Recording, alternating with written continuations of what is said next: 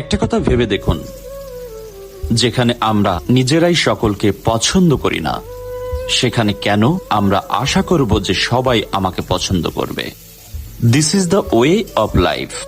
আমাদের সবাই পছন্দ করবে না, এটা খুবই নর্মাল একটা ব্যাপার। কেউ যদি আমাকে পছন্দ না করে, that's okay, just move on.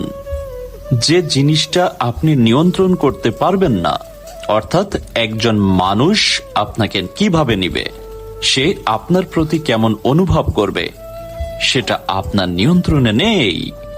আমাদের জেনারেশনের অধিকাংশ মানুষ এই কারণে দুঃখ পায় যে আমি তার প্রতি এত কনসেন্ট থাকার পরও সে কেন আমাকে ভালোবাসে না, আমার প্রতি কাঙ্ক্ষিত আচরণ করে না, আমাকে আমার মতো পছন্দ করে না।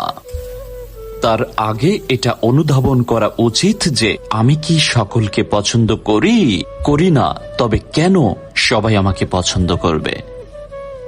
তাই এ সকল বিষয়ে যত কম মাথা ঘামানো যায় তত বেশি সুখী হবেন।